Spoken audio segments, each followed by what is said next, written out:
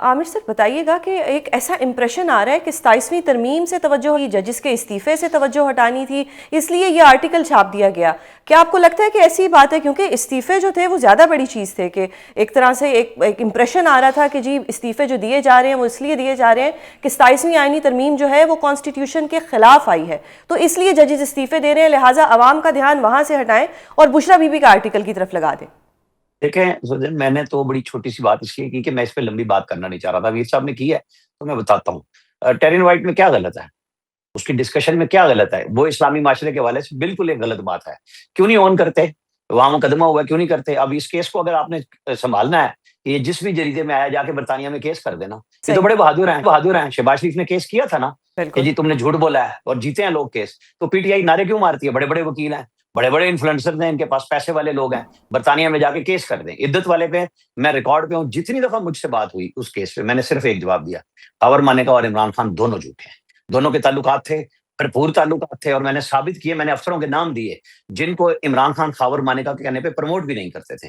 ये सब चीजें मैं रिकॉर्ड पे लाया। लिहाजा अगर आप इतने पवित्र बनाएंगे ना कि सिर्फ ये कहानी है, तो बिल्कुल नहीं है, दोनों झूठे हैं। अगर उसने किसी प्रेशर में किया तो इमरान खान ने भी कोई कमी नहीं छोड़ी थी। भरपूर अंदाज में मानेका फैमिली को सरपरस्ती रही है इमरान खान की पूरे टेन्योर में, और मैं साबित कर लेकिन सकता हूं अब सर भी। इस ओवरऑल लिहाजा सिनेरियो इसको में ना सिर्फ इसको इंतकामी कार्रवाई की जी अगर लिबादे में उड़ाने की कोशिश करेंगे तो वो भी झूठ है, गलत है बात। जब सही आपने किया है तो आप फिर भुगतेंगे।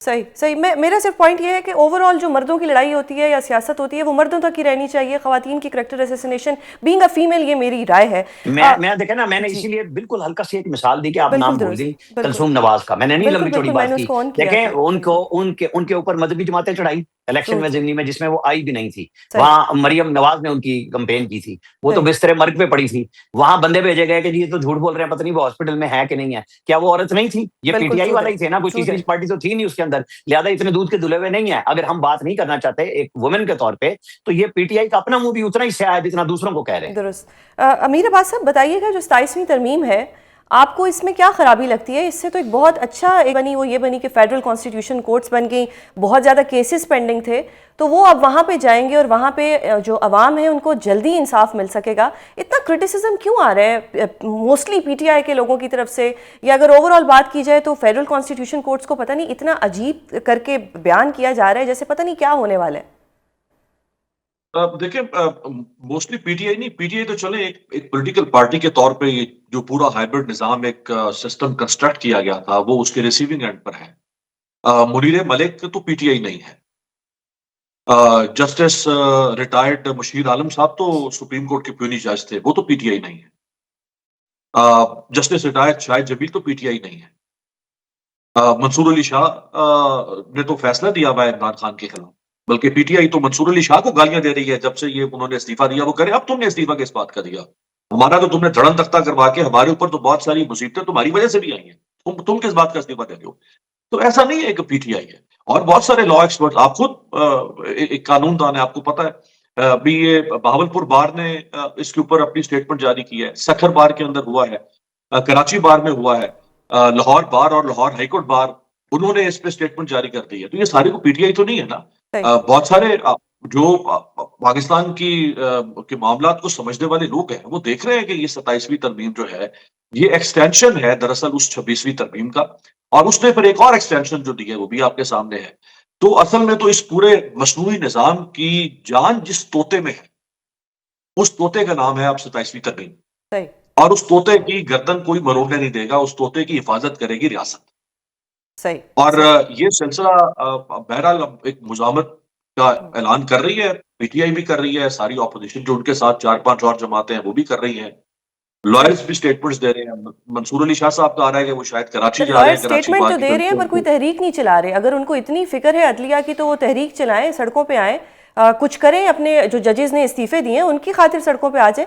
मतलब अगर वो कुछ नहीं करे तो that means they are happy. देखिए, वो तो लॉयर्स, आपको पता है, आप खुद उसी फ्रेटर्निटी से हैं। लॉयर्स मैनेज हुए हैं। खुद एहसन भून ने इलेक्शन से पहले कहा था कि हम 27वीं तरमीम के लिए ये इलेक्शन कर लड़ रहे हैं, जो भी बार काउंसिल का हुआ, सुप्रीम कोर्ट बार एसोसिएशन का हुआ, उनके तो एक तरह से मंशूर में शामिल था।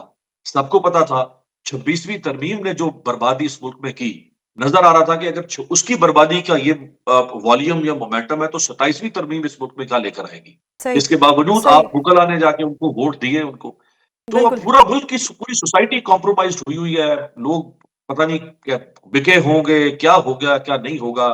सही लेकिन एक अजीब किस्म की पोलराइजेशन है। वो हर तबके में नजर आ रही है आपको, वो बिल्कुल चाहे वकील हो, सियासतदान हो, जज हो, सहाफी हो, आमिर हर इलियास जगह पे। राणा साहब बताइएगा कि कहा जाता था कि जी केसेस बहुत ज़्यादा हैं, फेडरल कॉन्स्टिट्यूशन कोर्ट बनेगी, केसेस का जो भार है वो डिवाइड हो जाएगा कि कॉन्स्टिट्यूशनल केसेस वो सुनेंगे, बट लोअर जुडिशरी में लाखों में पेंडिंग केसेस हैं। ज़रूरत तो वहाँ पे थी जजेस की, ज़रूरत तो वहाँ पे थी न्यू कोर्ट्स बनने की, then why federal constitutional courts? देखिए, ये एक सिस्टम के अंदर लड़ाई है। हम जिस अदलिया के लिए समझते हैं और जो अमीर साहब कह रहे हैं और आप कह रही हैं कि जनाब वो लायर्स क्यों नहीं आते, भाई लायर्स के अपने चैम्बर्स हैं। ये बार चैम्बर जज, ये चिटों पे जजों का भर्ती होना, ये सारा एक ढकोसला है, एक फ्रॉड है। ये जनाब आप पीएन भर्ती करें, इश्तिहार देके और जज भर्ती करें अपनी चिट पे, ये कैसे मुमकिन है? आप तो बात ही नहीं करते कोई भी बंदा आके कि इनकी सर्विस का कुछ रेगुलेशन है कि बिल्कुल पहले कभी एग्जेक्टिव के नाम आ जाते थे कि जी वो भेजते थे, फिर जजों ने 19वीं तरमीम में टोटल अपने हाथ में मुट्ठी बंद करके जबरदस्ती इफ्तिखार चौधरी ने 19वीं तरमीम कराई कि नहीं वो जो पार्लिमानी कमेटी है वो सिर्फ डखाना होगा, देखेगी सुनेगी और भेज देगी, कर कुछ नहीं सकती, तो वो भी खत्म हो गई। तो इन्होंने अपने मतलब ये जो एक चैम्बर से 3 इस वक्त आज चीफ जस्टिस ऑफ पाकिस्तान है और जो 2 जज रिजाइन कर गए, ये एक ही चैम्बर में प्रैक्टिस करते थे और एक साहब तर्जुमान थे अतर मिनल्ला साहब, जो इमरान खान की फैन फॉलोइंग ढूंढा करते थे जब तौहीन अदालत का केस लग रहा था।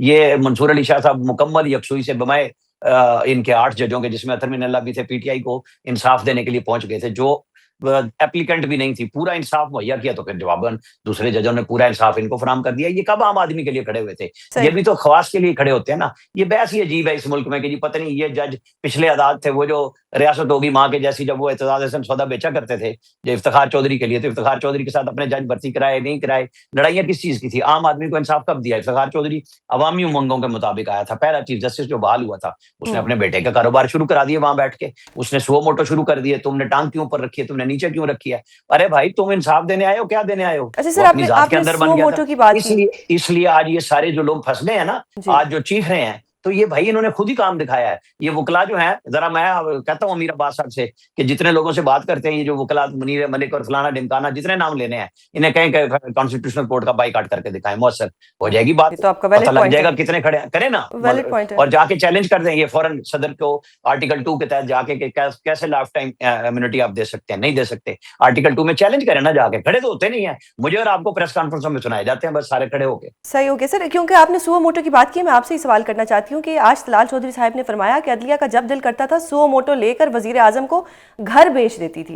ये कोई पर्सनल वेंडेटा था? क्योंकि सर अगर कुछ केसेस की बात की जाए सुओ मोटो के, तो बहुत से हमारे ऐसे केसेस थे जिनमें माइनर्स के साथ ज्यादती की गई थी और उन पे सुओ मोटो लिया गया था।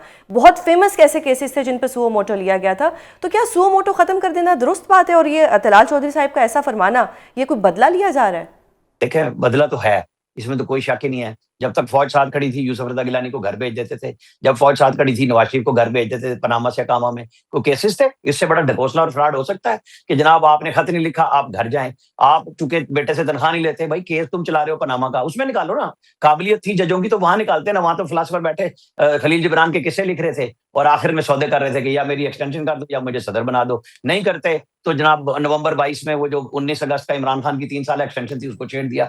और यही मंसूर अली शाह साहब थे, इन्होंने सहूलतकारी की, 6 महीने का टाइम दे दिया कि पार्लियामेंट से कानून साजी करा लें और उसमें एक्सटेंशन भी डाल दें। ये हमारे जजों ने हर टाइम पे, आप कहेंगे आज इधर से आज उधर से, भाई इन्होंने अपने मफादात देखे, इन्होंने आम आदमी का सही, मफाद कभी नहीं बिल्कुल देखा। सर, किसी बिल्कुल